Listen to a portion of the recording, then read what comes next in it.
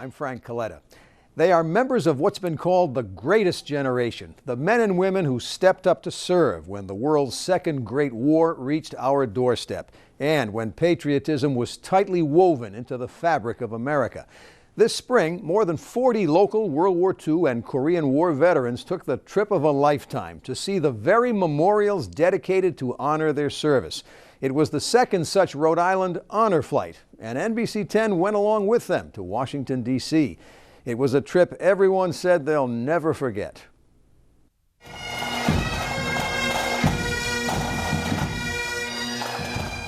You had to get up pretty early in the morning.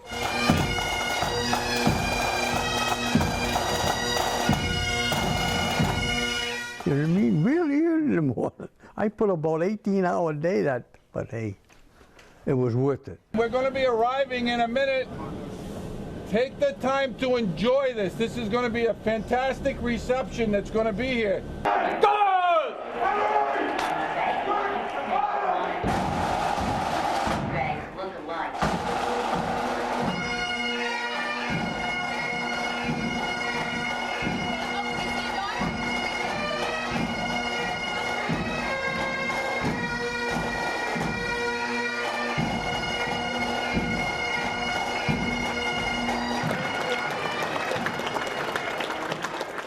The cheering crowds at both airports.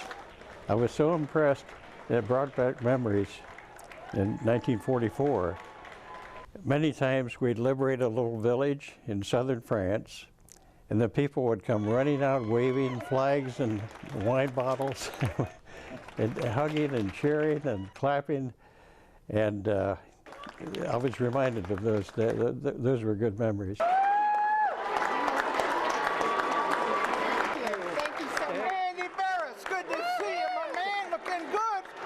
These were monuments that were not mobile, but these were human beings out there showing appreciation. And I said, that's well worth the trip. Yes, and they're showing it now more than ever. I mean, when I first got out after World War II, everybody went back to school or back to work or back to the families and kind of, you know, the veterans of everybody was a veteran. Would you have 12 million of them? So now we're getting few and farther between. So now I guess they want to show their appreciation, which I think is wonderful. Well,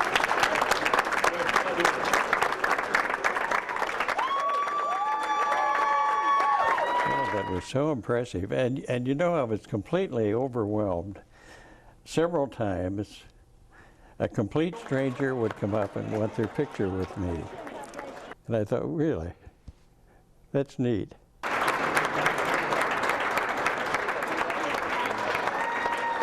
It was a lifetime reward. It was something, like I say, I never thought I'd ever do. I've met a lot of nice guys. I've met a lot of nice people. Thank you so much for your service, sir. God bless you. There's the World War II memorial on our right as we're going by. And straight ahead, right at the back, right near that piece of construction equipment, is that wall of stars, or the Freedom Wall. You notice the Florida World War II veterans all had gloves on. I haven't seen one glove yet from Rhode Island. Thank you for your service. Welcome to your memorial. My impression of the World War II memorial was just outstanding. I thought it was the best memorial down there, and I'm certainly glad I got to see it because I would have never seen it without the honor flight. 1, 2, 3. There you go. There we go. Beautiful. But people think each star is one serviceman. Each star represents 100 servicemen. So when you add all the stars up, the picture of the wall, your mind starts thinking about you could have been one of those stars. You know right well, Frank, that the heroes are buried under white crosses. And I miss some of the fellas, right? Terrible. Of my age, I think about them all the time.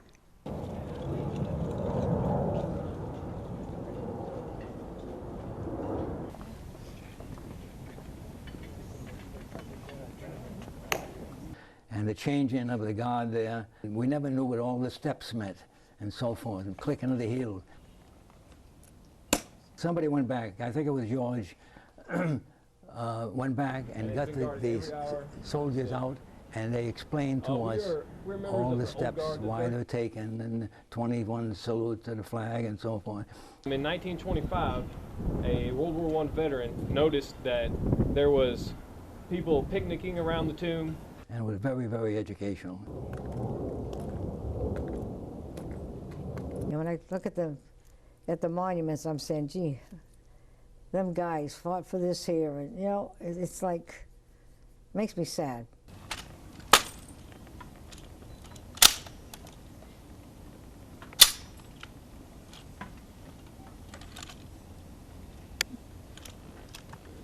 And we never looked at ourselves as heroes and so forth.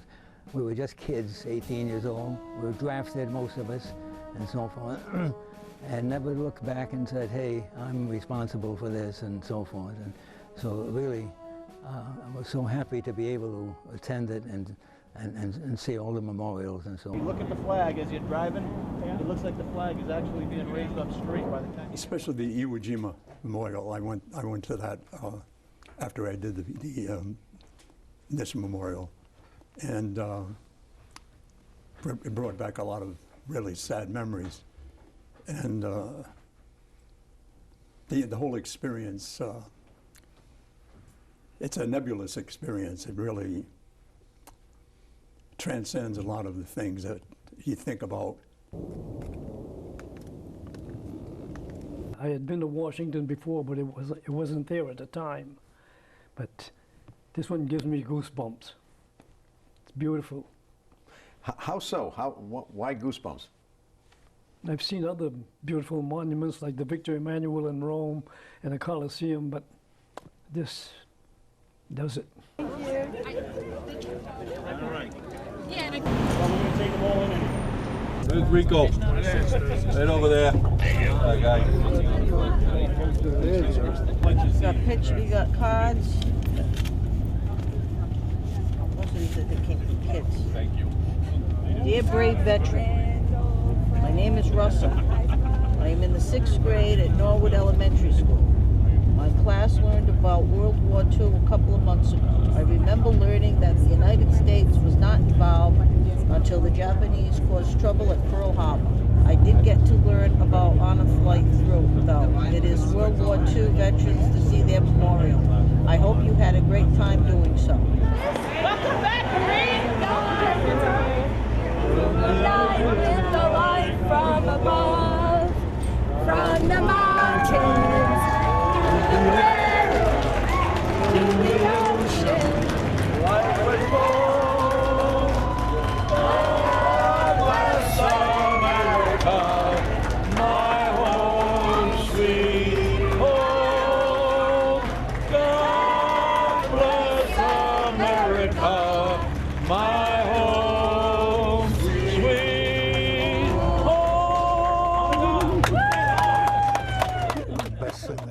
Did was marry my wife, but I had to get that in. But other than that, the tour was the best thing that ever happened to you. Yeah. You have your priorities straight, sir. That's a good thing. Thank you. It's our way of saying that if you're going to build these beautiful memorials in Washington, D.C. in the honor of these military veterans, then they should actually get to go see them. We hope to get all of the veterans from World War II that we can find, to get all of those veterans from World War II and take them. And it is the vision and the goal of the Chiefs, the Round Fire Chiefs Association and its officers and members to transition and hopefully take some, to move into the Korean War veterans and then continue this program on.